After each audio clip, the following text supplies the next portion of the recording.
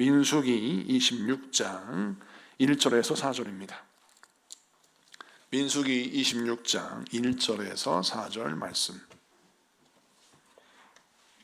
민수기 26장 1절에서 4절 말씀, 우리 다 같이 교독하도록 하겠습니다.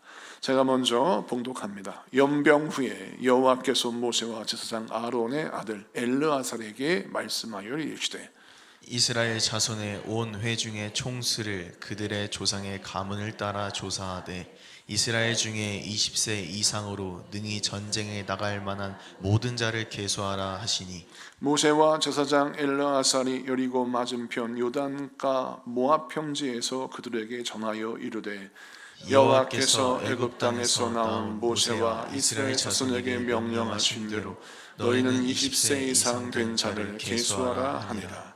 아멘. 자, 오늘은 민수기 26장 1절에서 4절까지의 말씀을 통해서 현실에 매몰되지 말고 다시 주시는 말씀을 붙들라 라는 제목으로 말씀을 증거할 때 우리 많은 은혜 받는 시간 되기를 바랍니다. 우리 옆 사람을 이렇게 인사하겠습니다. 당신은 참 소중한 사람입니다. 당신은 참 소중한 사람입니다. 여러분 믿으십니까? 네. 여러분들은 참 소중하신 분들입니다. 이 고백이 우리 삶의 고백이 되고 나를 향한 고백이 되고 우리 형제자매를 위한 고백이 되기를 바랍니다. 오늘 본문 말씀 1절 말씀 보면 이렇게 쓰여져 있어요. 연병 후에 여호와께서 모세와 제사장 아론의 아들 엘르아살에게 말씀하여 이르시되, 첫머리에 연병이 있었다라고 말씀하죠. 민수기 25장에 그 연병의 실체가 등장하죠. 우리 지난주에 말씀을 나누었는데요, 이스라엘 백성들이 시딤에서 하나님을 경외할 백성이 우상숭배를 하고 하나님 앞에 범죄함으로 말미암아 하나님이 심판하셨어요. 그래서 전염병으로 많은 이들이 이제 죽게 되는데, 민수기 25장 9절 말씀에 보니까 그 연병으로 죽은 자가 24,000명이었다라고 말씀합니다. 이 심판이 왜 임했습니까? 이스라엘 백성들이 시딤에서 이제 가나안 땅 들어가기 전에 이제 얼마 남지 않은 그 장소에서 마음이 교만해졌어요. 이제 다 됐다. 이제 가나안 땅 들어갈 날은 얼마 남지 않았다. 그리고 우리가 여기 이곳까지 오면서 아모리 족속과 싸워서 얼마나 큰 승리를 거두었나. 이제 우리는 탄탄대로야. 우리가 가야 할 길은 꽃길이야. 이런 마음이 들면서 영적인 어떤 긴장감이 떨어지고 초심을 잃어버리고 그들이 교만하여지는 순간 뭐가 튼타요? 악한 영이 우상숭배하여 우리 하여금 죄를 범하게 하도록 유혹하더라는 겁니다. 여러분, 삼손을 무너뜨린 건 블레셋의 강한 칼이 아니라 들릴라의 유혹이었습니다. 우리는 명심해야 합니다. 깨어 기도해야 할 우리 그리스도인들을 넘어뜨리는 것은 육신의 질병도 또 세상의 돈의 권력 이런 것들이 아니라 때로는 우상숭배하고 하나님의 뜻을 벗어나게 하는 유혹을 통하여 우리를 넘어뜨리려고 한다는 거예요. 그래서 우리는 깨어 기도하고 시딤의 자리에 딱 왔을 땐 어떻게 해야 됩니까? 성령 충만해야 됩니다. 그래서 우리는 악한 영과 싸워 승리해야 돼요. 베드로전서 5장 8절 9절 말씀에 이렇게 말씀하고 있습니다. 자, 베드로 사도를 통하여 우리 성령님께서 우리에게 말씀합니다. 같이 선포하며 기도하겠습니다. 시작. 근신하라 깨어라 너희 대적 마귀가 우는 사자같이 두루다니며 삼킬 자를 찾나니 너희는 믿음을 굳건하게 하여 그를 대적하라. 이는 세상에 있는 너희 형제들도 동일한 고난을 당하는 줄 아니라. 아멘. 유혹받는다고 해서 그 사람의 믿음이 없다라는 게 아니에요. 주의해야 합니다. 어떤 사람이 어떤 죄로 말미암아 유혹을 받아요. 아, 저 사람이 형편없는 사람이네. 아니, 그런 유혹을 받아? 여러분, 이건 잘못된 편견입니다. 유혹받을 수밖에 없는 상황은 우리 모두에게 존재합니다. 유혹을 받는 건 정상적인 이 세상의 삶의 형편이에요. 자, 그런데 오늘 말씀에도 보니까 우리만 그러는 줄 알았더니 세상에 있는 모든 너희 형제들도 동일한 고난을 당한 줄 알미라. 예나 지금이나 동일한 고난을 당했다는 거예요. 우리가 생각할 때 바울은 사단의 공격을 받지 않고 또 유혹을 받지 않을 것 같은데 사단도 디모데도 브루스 길라와 아굴라도, 우리가 생각할 때 브루스 길라, 아굴라 같은 평신도들은 막 구름 위를 걷는 사람처럼 느껴지고 완전히 그 사람 청정지역에 살 것 같잖아요. 그런데 그들이 사는 곳도 역시 수많은 죄의 유혹이 그들을 공격하는 현장이었다는 겁니다. 자, 그런데 그들이 그 고난의 현장, 그 유혹의 현장 속에서 어떻게 했어요? 대적했다고 했습니다. 왜 사단의 유혹과 정면 대결을 벌일 때 대적이라는 표현을 쓸까요? 꼭 교회 가면, 특별히 지구촌 소망교회 가면 이 표현을 가끔 씁니다. 자주 쓰지요. 대적해라, 싸워 승리해라. 그러니까 교회에 오면 막 갑자기 성령 충만하고 힘을 얻고 하는데, 왜 좀 부드러운 용어가 있을 텐데 왜 이 강력한 대적하라, 맞서 싸워라 이런 말을 쓸까요? 이유는 죄를 악하게 보아야 싸울 힘이 생깁니다. 죄를 보암직도 하고 먹음직스럽게 보면 끝나요. 그러면 유혹받아요. 예를 들어서 여러분이 길을 지나갈 때 휘황찬란한 네온 사인이 보이고 막 클럽에서 막 쿵짝짝 소리가 나는 걸 보면서 지나갈 때 막 내 마음이 막 두근두근거리고 그게 너무 좋아 보이면 어떻게 해야 돼요? 이미 반절로 넘어간 거예요. 술이 익는 냄새가 흘러나오는 순간 그 술 익는 냄새가 코를 찌르면서 내 마음속에 너무 이 냄새가 좋다, 이미 반은 넘어간 겁니다. 어떻게 이렇게 잘하느냐? 제가 시골 목회할 때 가정마다 가끔씩 술을 담아요. 그래서 술 익는 냄새가 난다는데 저는 그 냄새가 뭔지를 모릅니다. 그러다 마을 어르신들이, 목사님 이번 주는 정말 술 익는 냄새가 동네에 진동하는데 군침이 들어와서 어떻게 일을 할 수가 없대요. 참 미안한 건 저는 그 냄새를 모르기 때문에 지나가면서 군침이 돌지는 않는데 그분들은 술 익는 냄새가 돌아서 군침이 돈다는 거죠. 무슨 얘기냐? 여러분, 우리를 유혹하게 하는 삶의 현장이 내 안에서 대적해야 할 현장으로 보여야 되고 싸워야 할 대상으로 보여야 되는데, 그게 친근하게 느껴지고 아름답게 느껴지고 좋아 보인다면 이때부터 싸움이 지는 겁니다. 그래서 우리가 어떻게 해야 합니까? 영병의 심판이 왜 왔을까? 이스라엘 백성들이 시딤에 딱 보니까 자기 힘에 취하면 뭐가 무너지느냐? 경계심이 무너지고 긴장감이 무너집니다.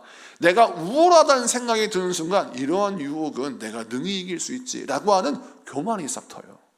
여러분, 40일 작전 기도가 승리하잖아요. 우리가 새벽 이때 승리했어요. 우리가 금식 기도했어요. 뭔가 영적인 우월감이 딱 생기는 순간 어떤 것이 발동되느냐? 악한 것들에 대한 경계심이 약간 무뎌집니다. 이유는 뭐냐면, 희한하게도 내가 성령 충만하다는 생각이 드는 순간 뭔가 이거를 좀 뽐내고 싶어요.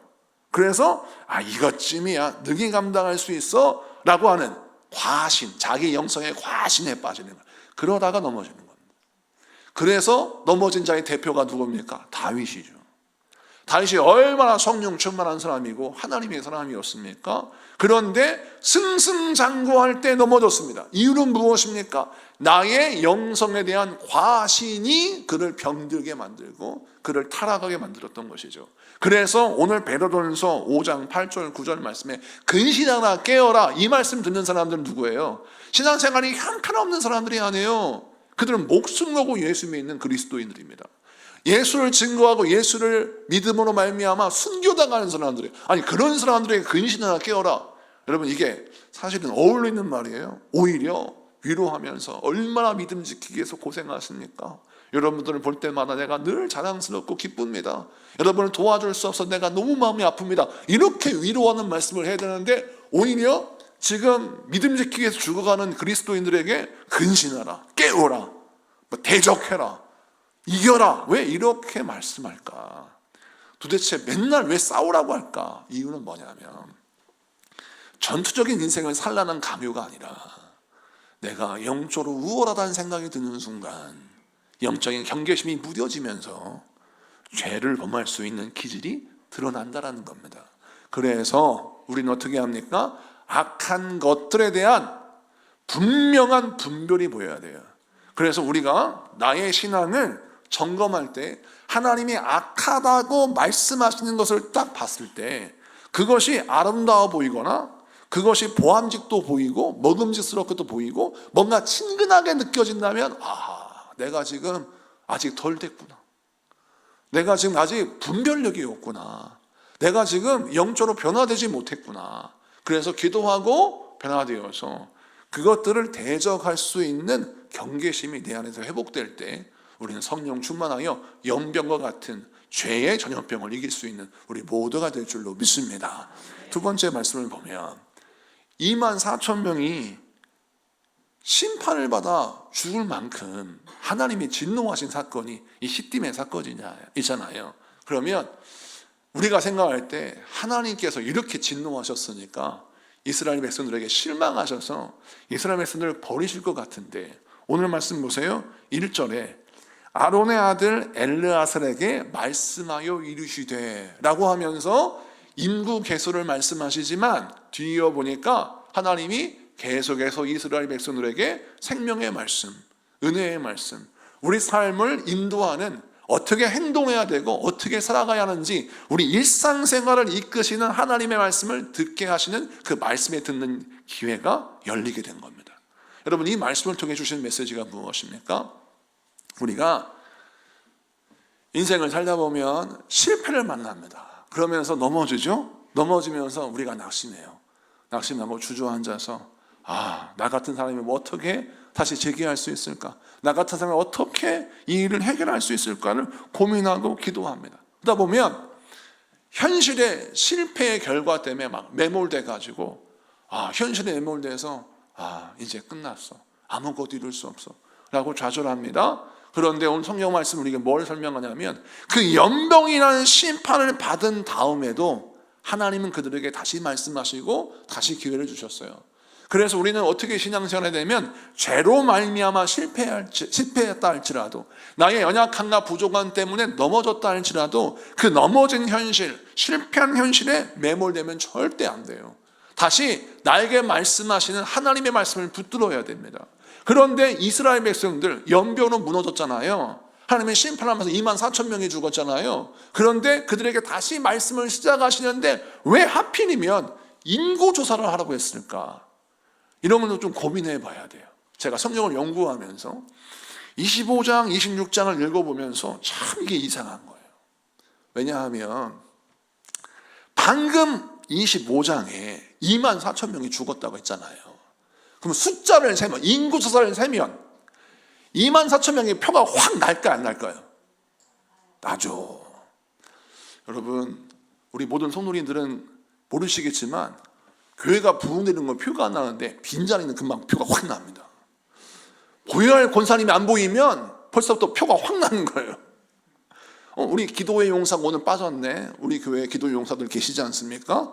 꼭 자리에 지켜서 기도의 분량을 채워야 할 분들이 여러분들이에요. 남 쳐다볼 필요 없어요. 여러분들입니다. 여러분들은 기도의 분량이 있어요. 일당 100이신 분들이에요. 이분들은 기도를 쉬면 안 돼. 왜? 내 목만 기도한다면 이러면 안 돼. 우리 지구촌 소망은 지구촌이잖아요. 그러니까 우리는 내 분량만 기도하면 안 돼. 막 기도할 분량이 많습니다. 그러다 보니까 이렇게 한 분, 두 분 빠지면 저는 막 표가 확 나고 걱정이 되는데 보세요. 24,000명이 죽었어요. 그런데 하나님께서 그 다음에 말씀하시는데 인구를 계산해야 돼요. 아니 이게 이해가 안 가는 거예요. 계산하면 금방 편할 텐데 24,000명 죽은 거 그거 뭐 티내기 하셔가지고 왜 이 사람들 괴롭히려고 하실까 생각이 드는데 여기에 너무 신비한 하나님의 계획이 있어요. 우선 성경 말씀을 보겠습니다. 민수기 26장 51절을 봅니다. 민수기 26장 51절 다 같이 읽습니다. 시작. 이스라엘 자손에 계수된 자가 60만 1,730명이었더라. 아멘. 자, 1절부터 51절까지의 말씀을 보면 하나님께서 이스라엘 백성들에게 명령하셨어요. 심판하신 다음에 너희들 인구 좀 조사해봐라 라고 했더니 성경 말씀 보니까 60만 1,730명이었어요. 이 계산만 해도 세상에 24,000명의 숫자가 빈 거잖아요. 마음속에 낙심이 확 들 것 같아. 그런데 성경을 비교해 봐야 돼요. 민수기 1장 46절을 봅니다. 민수기 1장 46절 다 같이 읽습니다. 시작. 겟센 자의 총계는 60만 3,550명이었더라. 아멘. 이게 무슨 얘기냐면 민수기 1장 46절은 이스라엘 백성들이 가나안 땅을 향하여 시내산에서 출발을 할 때 첫 번째 인구조사를 해요. 자, 우리가 첫 번째 인구조사를 통해서 우리 이스라엘 백성들이 20세 이상의 전쟁에 나갈 만한 남자의 숫자를 한번 계산해 봅시다. 그래서 인구수를 쫙 했어요. 그랬더니 60만 3,550명이었대요. 그동안에 이스라엘 백성들이 몇 번의 심판을 받았을까요? 엄청난 심판을 받고 광야에서 죽어나갔습니다. 그러니까 연병으로 말미암아 2만 3천 명만 죽인 게 아니에요. 40년 동안 정말 전쟁에서 하나님 말씀 순종하지 못하여 죽기도 하고 또 불뱀에 물려서 죽기도 하고 또 하나님 앞에 불순종해 죽기도 하고 정말 많은 사람이 희생당했습니다. 자, 그리고 세월이 흘렀어요. 40년이 흘렀습니다. 하나님이 인구조사를 해보래요. 해보니까 몇 명 차이 나느냐. 40년 전에 60만 3,550명인데 40년이 지나서 오늘 해보니까 60만 1,730명 1,820명 차이밖에 안 나요. 망했을 줄 알았는데 안 망한 거예요. 새로 시작할 수 있는 희망이 없을 것 같은데 아니, 새로 시작할 수 있는 희망이 너무나 또렷하게 보이는 거예요. 사랑하는 성도 여러분, 우리 하나님이 왜 인구조사를 하라고 했나? 이유는 무엇이냐면 우리의 현실은 내가 생각할 때는 나는 이미 망해버린 것 같아요. 인생에 기회가 없어요. 새로 시작할 수 있는 능력이 아무것도 없어요. 그런데 이런 나의 밑바닥의 인생을 영적으로 계수해보고 한번 따져보라는 거예요. 그래서 나의 밑바닥의 인생을 한번 따져봤더니 놀라운 것은 하나님이 주신 것이 그대로 내 안에 있어서 하나님이 나에게 허락하신 가능성, 하나님이 나에게 허락하신 건강, 하나님이 나에게 허락하신 능력과 지혜, 명철, 인간관계, 하나님이 주신 놀라운 복이 예전이나 지금이나 동일하게 나에게 허락되었더라는 겁니다. 사랑하는 성도 여러분, 이것이 오늘 민수기 26장의 말씀을 통해 주시는 메시지 두 번째입니다. 사랑하는 성도 여러분, 여러분은 지금 착각하고 있습니다. 나는 건강을 잃었고, 나는 돈을 잃었고, 나는 기회를 잃었고, 나는 이미 넘어진 사람이고 실패한 사람이라고 착각합니다. 우리 주님이 제사장을 불러서 인구 계수를 시키신 이유, 그 이유는 무엇이냐? 그냥 생각이 아니라 정확한 팩트를 조사해 보라는 거예요. 팩트를 조사해 보니까 엄청난 손해보는 인생인 줄 알았는데 계수해 보고 따져보니 하나님이 나에게 주신 복이 여전히 그대로다라는 거예요. 할렐루야. 사랑하는 성도 여러분, 여러분을 향한 하나님의 사랑은 동일합니다. 하나님이 여러분에 허락하신 놀라운 축복의 재료는 동일하게 여러분에게 주어져 있어요. 그러므로 낙심하지 말고 주의 주신 말씀 붙들고 현실에 매몰되지 말고 내게 주신 다시 나에게 허락하시는 생명의 말씀, 소망의 말씀 붙들고 승리하여서 여러분 인생에 놀라운 반전의 역사를 이루시는 여러분에게 축복합니다. 그도 그럴 것이 이렇게 말씀하신 다음 우리 하나님께서 모세의 뒤를 이어서 여호수아를 후계자로 삼을 때 후계자 대관식이 어디서 이루어지느냐? 시딤에서 이루어져요. 하나님께서 모세를 데려가시고 여호수아를 세우시는데 대관식을 하는 장소, 여호수아를 통하여 이제 가나안 땅을 정복하셔야 할 놀라운 일을 행하시는데 그 위대한 새로운 출발의 장소를 심판받는 자리 시딤에서 허락하십니다. 이는 뭘까요?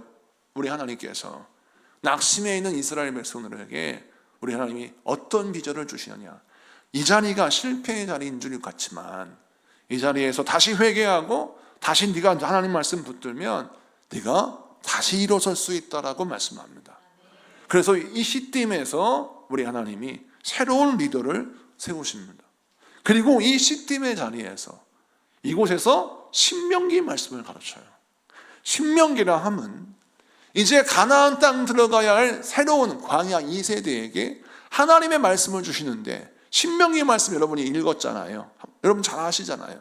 신명기의 말씀 보면 온통 하나님의 율법, 법이 나옵니다. 우리가 성경을 보면서 참 율법, 이 법이라는 단어가 나오면 벌써부터 내 마음속에 뭐가 탁 막혀요. 이거 좀 까다롭고 힘들고 어렵고 이거 꼭 지켜야 하나, 이런 생각이 들고. 그런데 우리 하나님께서 나에게 말씀하시기를 하나님의 법을 즐거워하는 자에게는 참된 평안을 주신다고 약속해 주셨거든요. 그러니까 하나님의 법을 즐거워하라고 말씀하세요. 하나님의 법을 즐거워하는 자에게 복을 주신다고 말씀하세요. 그런데 왜 이 법이 꼭 중요할까? 이유는 무엇이냐면 하나님의 법은 내 인생의 정신세계를 세우는 기둥이기 때문에 그렇습니다. 여러분, 이번에 미얀마에 지진이 났을 때 여러분 영상을 보셨습니까? 중국이 건설 중인 빌딩이 미얀마에 지진이 나면서 잠깐 이렇게 흔들리니까 건축 중이던 막 그 초고층 빌딩이요, 그냥 와르르 무너지는 거예요. 참 놀라운 것은 어떻게 그렇게 어이없이 무너질 수 있을까? 아무리 건축이 완료가 되지 않았다 할지라도 그렇게 허무하게 무너지는 거 보니까 이게 문제가 있다 조사를 해보니까 기둥도 모두 얇고 이 설계도대로 시공이 안 돼 있는 것을 볼 수 있었습니다. 사랑하는 성도 여러분, 건물이 어떤 위협에서도 든든히 서려면 철근 콘크리트가 설계 공법대로 견고히 서야 합니다. 즉 다시 말해 기둥이 견고히 서야 수많은 위기 속에서 흔들리지 않고 그 자리에 우뚝 서서 모든 하중을 버티고 서서 그 사람들을 수용할 수 있고 건물의 가치를 이룰 수가 있는 것이죠. 여러분 그렇습니다. 우리 인생의 가치 있는, 우리 인생을 흔들리지 않는 아름다운 가치로 만들려면 법이 필요한데 그 법이 바로 기둥과 같은 하나님의 말씀의 법이에요. 그래서 우리 하나님이 신명기의 말씀을 이스라엘 백성들에게 허락하신 거죠. 오늘 이것을 기억하십시오. 우리 하나님이 여러분에게 다시 말씀하시고 여러분 인생을 이렇게 세워주기 원하십니다. 그때 다시 일어설 때, 다시 시작할 때 포인트가 있어요. 하나님의 말씀을 여러분 인생의 법으로 삼으십시오. 내가 신앙생활할 때 이렇게 살아야 되겠다. 내가 주일 성성하고, 내가 또 기도 생활하고, 내가 이렇게 전도 생활하고, 내가 이렇게 인생의 삶을 이루어야겠다라고 하는 내 삶의 말씀의 루틴을 정확하게 세우면 그 사람은요, 영적 근력이 생기고 영적인 힘이 생겨서 모든 유혹을 이길 수 있는 권세가 허락되어집니다. 그런데 무절제하면 삶을 살잖아요. 우리 삶도 무절제하게 인생을 살면 배만 나오고 근육은 다 빠지고 온통 내 몸이 지방덩어리가 되는 것처럼 여러분 영적으로도 마찬가지입니다. 우리가 무절제한 인생을 살면 겉모습은 그럴싸해 보이는데 영적 근력이 없어서 작은 질병에도 넘어지는 허약한 체들이 되는 거예요. 이것을 기억하시고 하나님의 말씀이 여러분 들려진다면 그 말씀을 여러분 인생의 기둥이요 법으로 삼아서 승리하신 여러분에게 축복합니다. 또 말씀 같이 한번 마지막 보겠습니다. 자, 2절 말씀 한 번만 더 보겠습니다. 2절 다 같이 있습니다. 시작. 이스라엘 자손의 온 회중의 총수를 그들의 조상의 가문을 따라 조사하되 이스라엘 중에 20세 이상으로 능히 전쟁에 나갈 만한 모든 자를 계수하라 하시니. 아멘. 여기서 우리가 주목해야 될 것이 가문을 따라 조사하되 라는 말씀이에요. 이가 무엇이냐면 인구를 조사할 때 각 가문마다, 각 지파마다 인구를 조사해서 그 숫자를 가져오라는 겁니다. 그럼 여기에서 보면, 자, 인구가 많은 집안이 있는가 하면 인구가 적은 집안이 있어요.